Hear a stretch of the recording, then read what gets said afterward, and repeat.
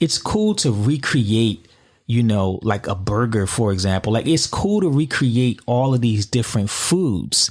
But what I see a lot of times is we're not recreating the nutrition. Right. A lot of times what we're recreating doesn't offer the same type of nutrition. So you want to make sure that you're covering your nutritional basis, not just having a plant for the sake of having a plant. And I think that is very important. This is episode number 313 of the Life, Strength, and Health podcast. I'm Kim, and I'm joined with Jamal. Greetings, everyone. And peace and blessings. Yes, and thank you for joining us this episode. Today, we will be talking about vegan butters and are they healthy for you? But before we dive into that, the sponsor of this episode is Wellevate. And Wellevate is an invitation-only online health dispensary where you can gain access to thousands of high-quality supplements and nutraceuticals, and it's very convenient to use, and you can have them delivered right to your doorstep. So to sign up for a free account, just go to lifestrengthandhealth.com/wellness. And when you sign up for a free account, you will receive 10% off all of your orders. And we created a very simple setup video to walk you through it if you need it. And you can access that at lifestrengthandhealth.com/setup. So now let's segue into this episode's organic food for thought. And today we're going to be talking about seasonal cleanses. We have released many episodes discussing the benefits of detoxing. We like to call it internal hygiene. And doing a detox every change of season is such a great way to rebalance your body. You may not be feeling like yourself. You feel a little off. You feel sluggish. And by doing a seasonal detox, it's a basic cleanse that you can incorporate that will help support your body during the transition into each season. Yes, and it is the missing piece of the puzzle when it comes to your health. Every now and then, it is a very powerful thing to give your body a break from the usual stress that your body is under when we indulge in not the greatest things. So to take that time every change of season to take a break from that, nourish yourself with good things, and give your body an opportunity to cleanse itself is a powerful thing to do. And not only that, you're always only one season away from getting back on track. Right. If you feel like you're starting to stray, get a little off balance, you're only a few months away from getting back on track. And one of the things that we notice with our clients is after they go through detoxes, they want to do the right thing. They want to stay on the right track, right? So if you do, let's say we're coming up on the spring season, if you do a spring detox, then after that, you're back on track. You're on course. And by the time you start to waver, if that even happens, it's time to cleanse again. So in addition to the benefits of detoxing every season, it also keeps you on track. So now let's segue into the episode. And in this episode, we're going to be talking about vegan butter. So vegan butter has become a very popular trend over the years, and many people are making the switch from traditional butter over to vegan butter. And on our podcast, we talk about how people may follow a popular trend and not really understand, what they're incorporating, or is it beneficial for them to do it? So in this episode, we want to talk about vegan butters and really break down what it is and the health benefits, if there's any, so that you can make the best decision for you. Yeah, I think this is going to be a really strong topic to address. And we got this idea because this is something that we're hearing more and more of. Mm-hmm. Before, it was kind of a vegan alternative to butter, but now it is an actual health trend. Most people that we sit down and speak with, they look very highly upon the vegan butters, and most people consume them or try to consume them over what we call regular butter. They look at it as a healthy switch, and they feel really good about that. So I thought that it was worth making an entire show about it so we really can dive in and address it so that you can make the proper educated decision on if it's right for you or not. And I think it's important to really pay attention to this episode, especially vegans, because I think that veganism is and can be a great thing. Right. But one of the things that we're seeing is that it's being done incorrectly, and there's a lot of assumptions about what it is and how to go about it. And as you know, veganism and eating plant-based is becoming more mainstream. Now, a lot of companies are jumping on board. Mm-hmm. So when we were 100% plant-based years ago, in terms of vegan butter, you had to go to a specific store or a health food store to find it. Mm-hmm. But now in like the major supermarket chains, not only do you see it, you see other brands. Yeah. So now it's more readily available, and with great marketing, you can make a product seem so amazing, but a lot of people are being deceived. And that's why we wanted to do an episode like this as well. Yeah, I think you raise a good point, because in the grocery store, you'll see more vegan butters than regular butters, right, in many stores now, because they know that it's trending. And in the food industry, it's all about the money. They're going to put their production into where the money is flowing. Exactly. So it makes sense. So I think this is going to be a great episode. So one of the things that we talk about often is understanding the importance of reading labels. And we actually recorded a previous episode, and I'm going to list that in the show notes page of this episode, which is lifestrengthandhealth.com/313. But it's important to understand how to properly read labels. And the food industry, they use labels to manipulate people into buying certain foods or believing that certain foods are healthy.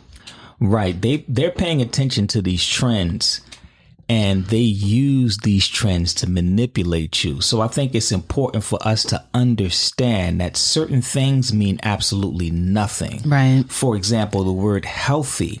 We know that healthy has meaning to it, but when it's put on a label, it means absolutely nothing. You can put healthy on anything, and that doesn't make it healthy. But we run into the challenge when we see of the word healthy on something, we automatically believe that it is, when it means nothing. It could say healthy and be the most unhealthiest thing for you. And I have seen that. Another buzzword is all natural. Right. When we see the word all natural, that means absolutely nothing. You can use that. You can put all natural on something, and it doesn't really have to be all natural. So we have to think deeper when it comes to labels. And another thing that's trending right now is the word itself, vegan. Right. In our society right now, when we hear the word vegan, we automatically think that that means healthy. Right. And it doesn't. It has nothing whatsoever to do with health. Don't get me wrong. Most people, when they decide that they want to take a crack at veganism, or they want to be more vegan, in their minds, a lot of times they're thinking about trying to be healthy. But that is not what the word vegan means. The word vegan means non-animal. It means that the product that you're consuming has no animal products or byproducts. It has nothing to do with healthy at all. But in our society, when we hear the word vegan, that automatically means that the food is supercharged with health. So when they slap vegan on something, and they do this intentionally, they slap vegan on something, we automatically think that we are now indulging in a healthier alternative. But when you understand that it means absolutely nothing, you still have to do your homework. You still have to look deeper in understanding that. So I want to remove that word for a minute, or at least examine it. So vegan butter, it doesn't mean healthy butter. It just means that you're about to consume something that does not use animal products or animal byproducts. I think that is very important to understand whenever you see the word in front of any food, in front of anything, just knowing that doesn't mean healthy. Right. It just means that the product is actually vegan. Right. There's no animal products in it. If you're vegan or you want to eat vegan, then seeing that will qualify it as a product that you may potentially use. Right. Potentially. And that's what motivated us to do this episode. And this episode is all about empowering healthy veganism and also empowering people who are not vegans but want to eat healthier. Right. And we have spoken about this before in our series that we did on the truth about fats. Oh, right. But I do want to revisit it. And, as we grow and see things on a deeper level, I think it would be good to even revisit that podcast and update it a bit. But I think it's important to talk about Dr.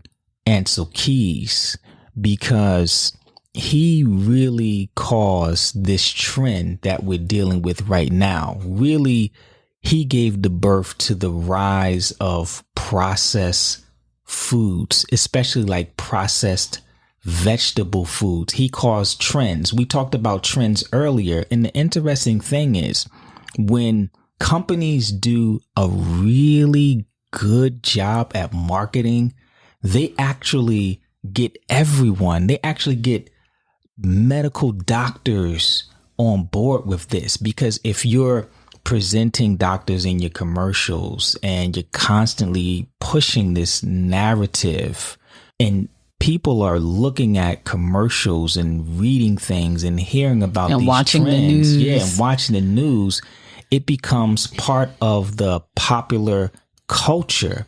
So he was responsible for doctors really thinking that animal fats, animal oils were a heart attack on a plate. Like, that is the narrative that they began to get back in the 1950s.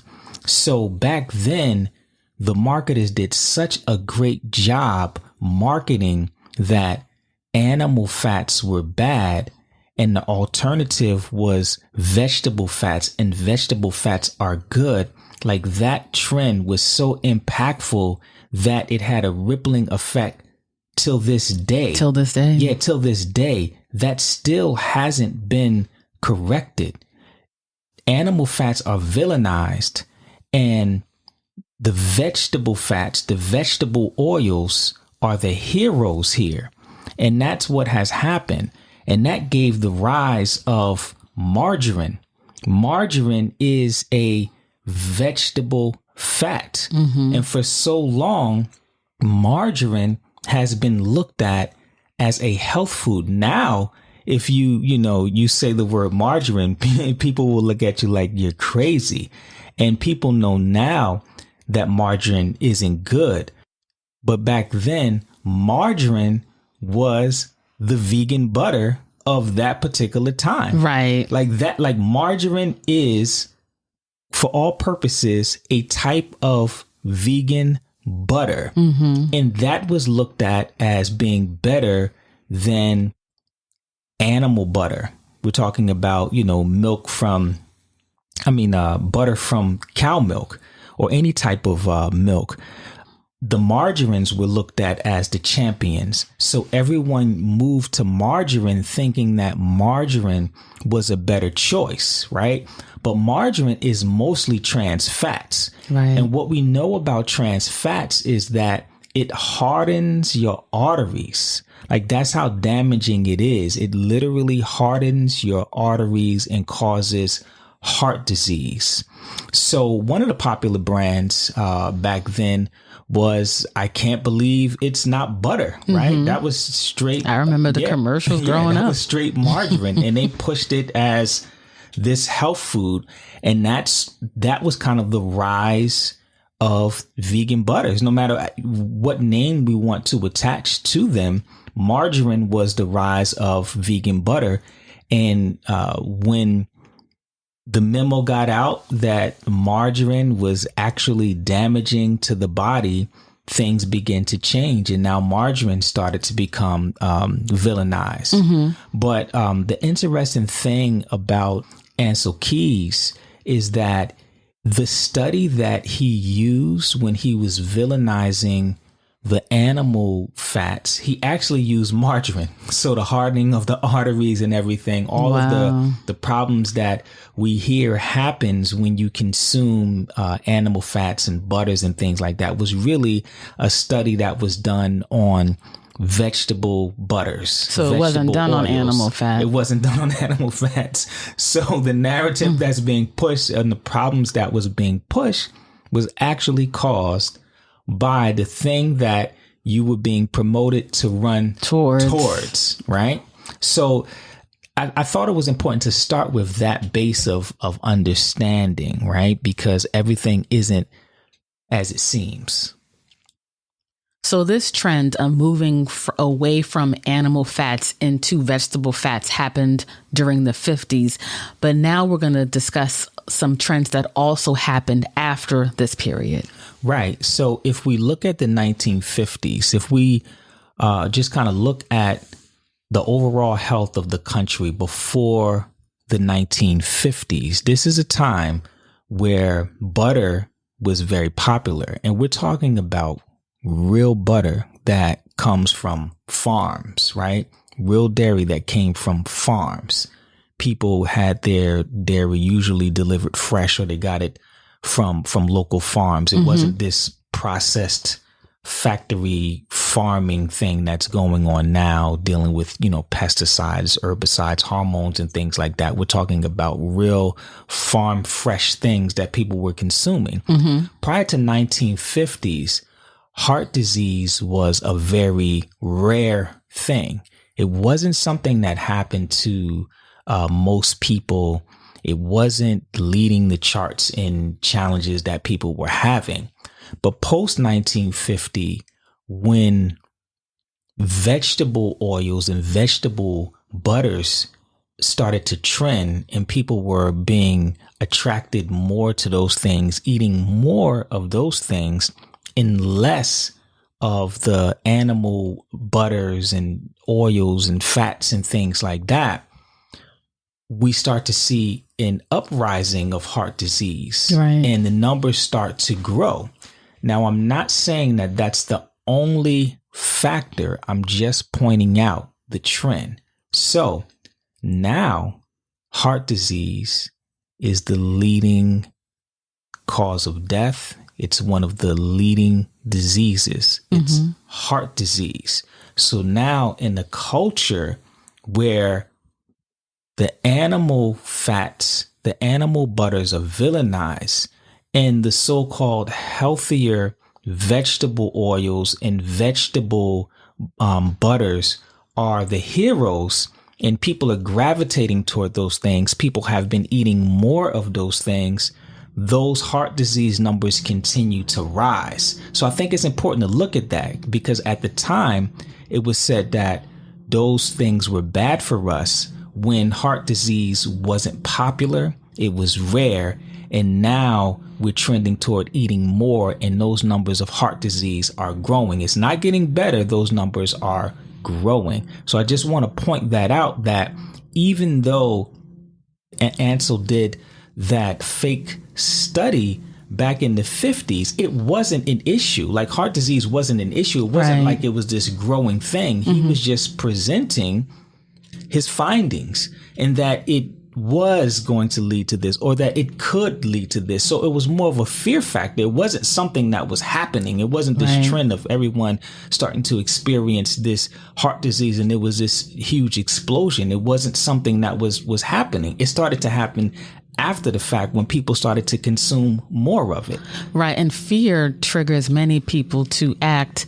They don't act objectively. Fear can cause you to react instead of taking that deeper look and making the best possible choice. Also, in terms of vegetable oils for companies, it's so much cheaper and it's easier to control making that product in a factory.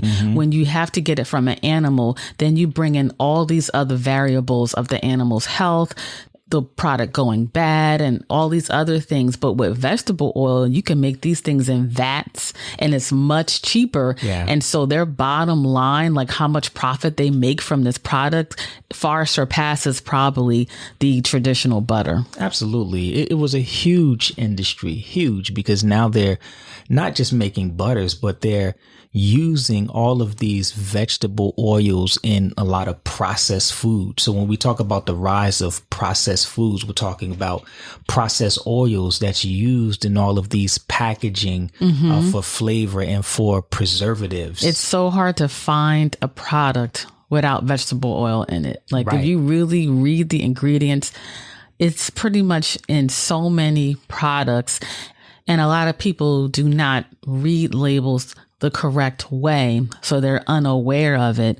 But it's in so many products, as well as in restaurants. There's a reason why restaurants use vegetable oil. It's so much cheaper.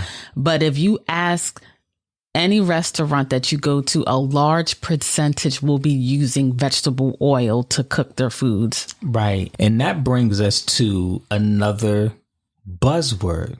When people hear the word vegetable, they automatically think healthy.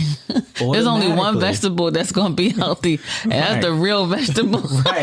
When we hear the word vegetable, we think healthy, but that's not always the case either.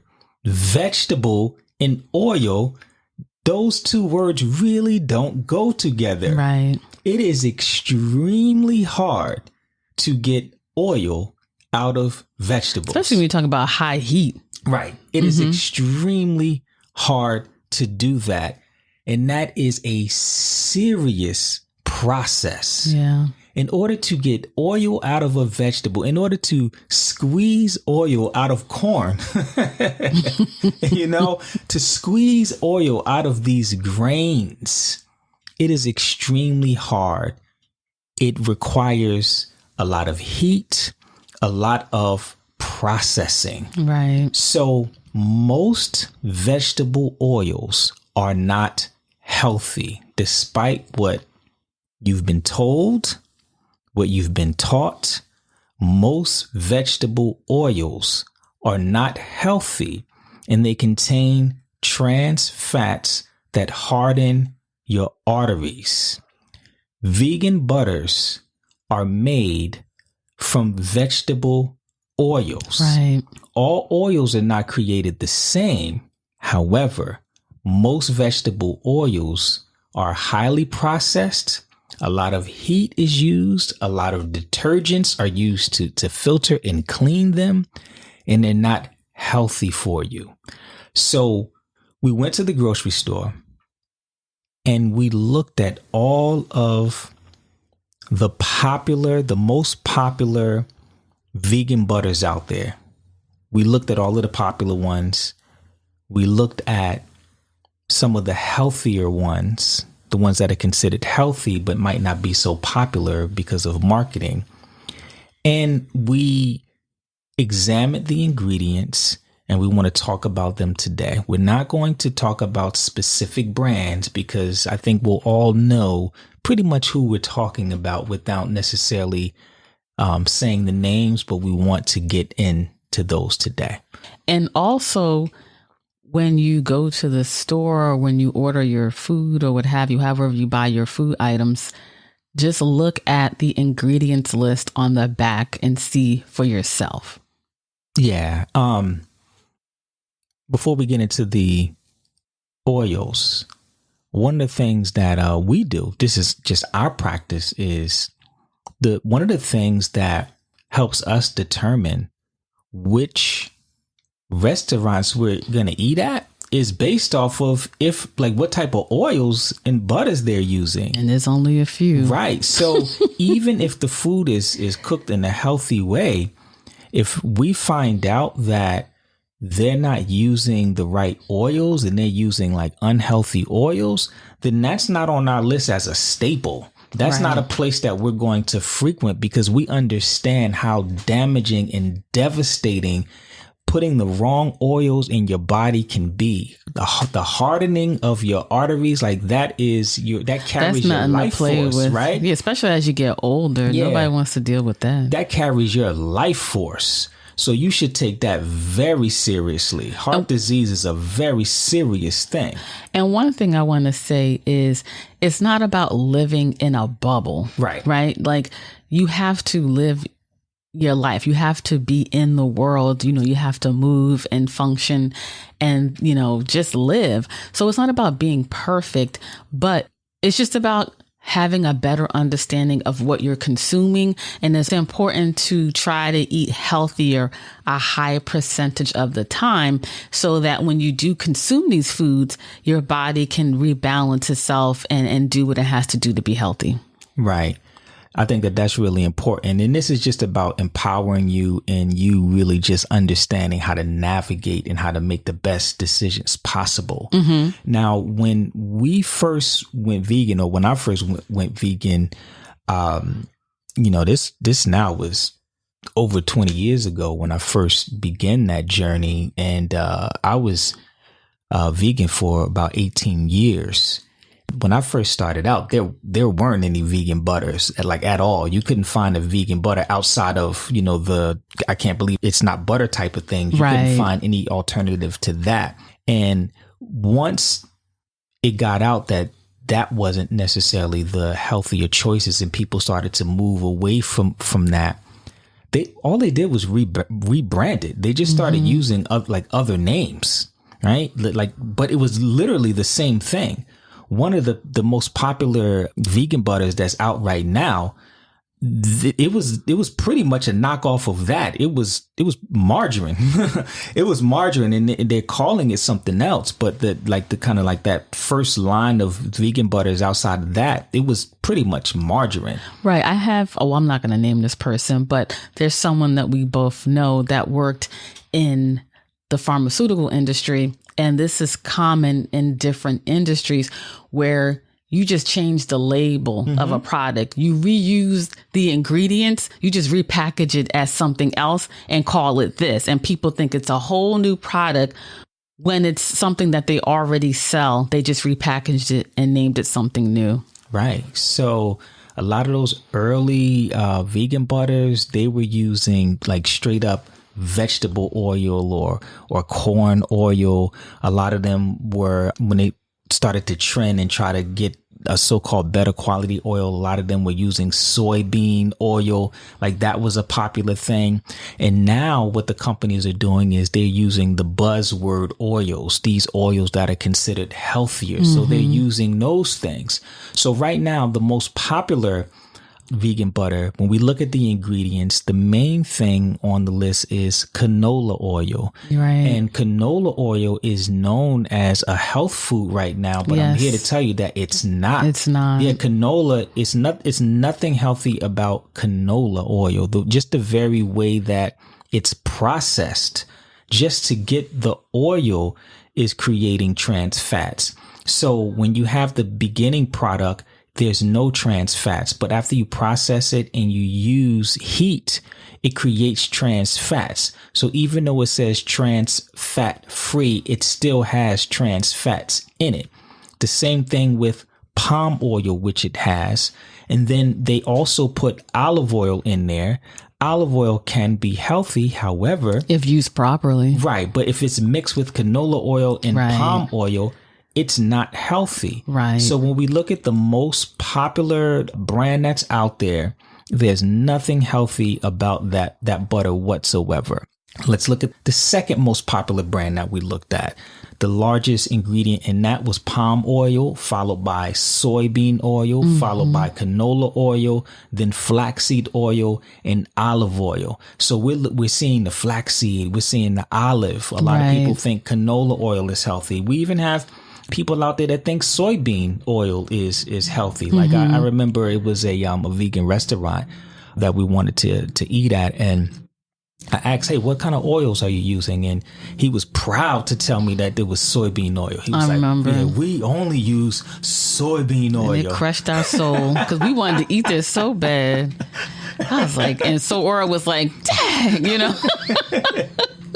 Right. So, palm oil, soybean oil, all of those oils are not good. Even flaxseed oil, as healthy as we know that flaxseed oil can be, it's heat sensitive. It's very heat sensitive. Yeah, it's heat sensitive. So if you're not making it the right way, that's problematic. That's why most people store it in the fridge. Exactly. Then mixed with all of these other oils, it's not good. So we have the top 2 brands that are not healthy, right? So we know the other smaller brands that are marketed, they're not good either. So then there's a new wave of butters that are surfacing, and they're understanding the trends of these other butters and them not being healthier. So they're actually trying to make healthier versions of butters. So we looked at those closely to try to understand, hey, are these really healthier for you? Are we really having the dawn of new, healthier vegan options that are out there?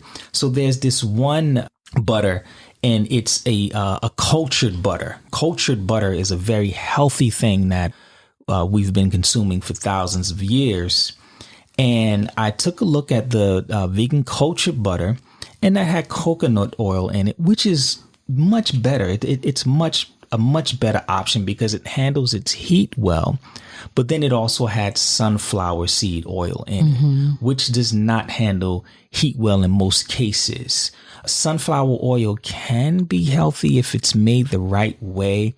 But let's be honest, with these companies who are trying to mass produce, they're trying to make things quickly and affordable. They're not concerned about doing things the right way. So most of the time, sunflower seed oil is not going to be a good option. I don't recommend sunflower seed oil. I know it's popular as a healthy oil, but you don't know the practices of the company. You don't know where that oil is coming from. So I think it's safe to stay away from it. So the fact that they mix the sunflower oil with the coconut oil, I'm not a fan of this oil either. Avocado oil handles its heat well. They have an avocado oil butter. So for that, you have avocado oil followed by soybean oil. So the avocado oil is potentially good, but now the soybean oil mixed with that is not good either. And then the other trend is coconut butters, right? Just using straight coconut. So to the naked eye, when you see this and you know about these oils and, oh, wow, finally I have this coconut blend. When we look at the ingredients of the 2 most popular coconut-based butters, one is mixed with sunflower seed oil. We just spoke about that. And the other one has palm oil in it. So even though the base is good of the coconut oil, it's still blended with other oils that aren't the greatest. They sneak it in there. Exactly. And just understand the reason why they do that is because it's affordable. Exactly. Like palm oil, processed palm oil, and sunflower seed oil are very inexpensive. So they blend it with the coconut oil because it's more affordable for them, right? So they're thinking about, okay, we're going to have a healthier trend for people that are up on these other oils, but we're still going to blend them. And that's what tends to happen. So out of all of the vegan butters that I went through, and I went through quite a few, and I've been going through quite a few. This is not new. I've been looking at them over the course of, the past, 20 years or when they first came out, I've been looking at them and I haven't seen anything that's been impressive yet. I haven't seen anything. So I'm not a fan of the vegan butters. Yeah, I'm not a fan of them at all. And I think that, this is something worth exploring and going deeper into. Right. It's just understanding what you're putting into your body, understanding the ingredients. Just turn that product over and look at the ingredients. And if you see a whole bunch of the vegetable oils that we mentioned and understand how detrimental and unhealthy trans fats are, and why are you eating it? If you're eating it for health, if you're eating it to optimize and improve your health, is this serving you? It's one thing to not eat animal products because of ethical reasons. You don't want to consume anything from an animal. That's different than what we're talking about. We're talking about if you're eating to improve your health, if you're eating that product to optimize, to feel great, then it's not serving you. And it's important to find another option. So now we want to talk about what is butter. And I think that that's really important to discuss, right? If we look at the essence of butter and what it is, butter is a milk product. It is made from milk using the fats and the proteins of milk. That is how it's made. So technically speaking, vegan butter is not possible. It doesn't make any sense. You can't have vegan butter. So the fact that it's already being called vegan butter, you already should look a little bit deeper into that, because the nature of butter itself is made from an animal food. So now we're talking about a vegetable butter. Like, is that even possible? And my answer to that is no.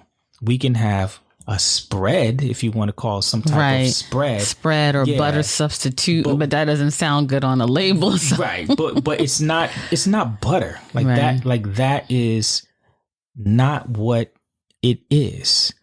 And I think that it's important to understand this. When you look at the source of something, the whole food source of something, it offers you a level of nutrition. If we look at real butter, I'm not talking about factory processed butter, factory farm and processed butter. We're talking about real butter from a farm, a local farm, using ethical practices, using, they're grass fed and they're treated right. The proper diet. That butter serves as a multivitamin. It is rich with vitamins and minerals. So you're actually getting nutrition by consuming it. If we look at any of the so-called vegan butters on the market, they really don't offer any nutritional value whatsoever. The only thing that they offer us is calories and taste. That's it. So you put this flavor and texture. So you put this flavor on your food. You get the flavor of butter. You get the texture of butter, but it's not offering you any life force. It's not offering you anything that's going to contribute to your health. It's going to offer you bad stuff. It's going to take away from your health. So there's a big difference. Like, when you want to substitute something, right? And this is for the vegans. When you want to substitute something, if you want to replace an animal food for a vegan food, you have to think from a nutritional perspective. Like, it's cool to recreate, like a burger, for example. Like, it's cool to recreate all of these different foods. But what I see a lot of times is we're not recreating the nutrition. Right. A lot of times what we're recreating doesn't offer the same type of nutrition. So you want to make sure that you're covering your nutritional basis, not just having a plant for the sake of having a plant. And I think that is very important. So we shared a lot of information in this episode in terms of the detrimental effects of a lot of the vegan butters that are out there. So we don't want to leave anyone hanging. So we want to share some information that if you are a vegan, what's some options or what can you do? So the first thing that I would recommend is to toss the vegan butters. Just get rid of them altogether. I don't recommend consuming them. Think about spreads. Think about nutrition and health. Mm-hmm. So something really healthy, let's say to spread across, if you have a healthy piece of bread or something like that. Think about olive oil, just going straight to the oil, a healthy olive oil, and spreading that right on your bread or using that to coat things. Mm-hmm. Think about like avocado, using avocado. Think about coconut oil. Yeah, coconut oil. They have like it's like almost like a coconut butter where it's not like, like butter, but it's just more solid, right? They leave a little bit more fiber in there, a little bit more fat in there. Use that as a spread, but use real foods as a spread to lubricate, to, just add some texture to it. Think about using real foods as opposed to going for the butters, because they're taking away and they're not healthy. So that will be an alternative for the vegans, just looking at real food substitutes. Coconut cream, yes, you can use as a healthy fat to add to meals to get more fat, healthy fat in with nutritional value. Coconut cream is good. So those are some options for vegans. Right. And if you're a non-vegan, but you tend to consume these type of butters, these vegan-based butters, these are some things that you can do. Right. So for the non-vegans, you're consuming the vegan butter because in your mind, you're thinking that this is a healthier option. However, it's not. The problem wasn't butter.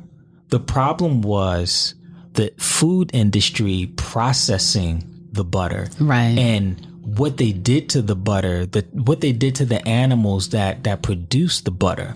So the best thing that you can do is to go back to real butter. We're talking about organic, grass-fed butter. Yes. Or organic pasture-raised butter. That is like having a multivitamin, and that is going to be a much healthier option for you.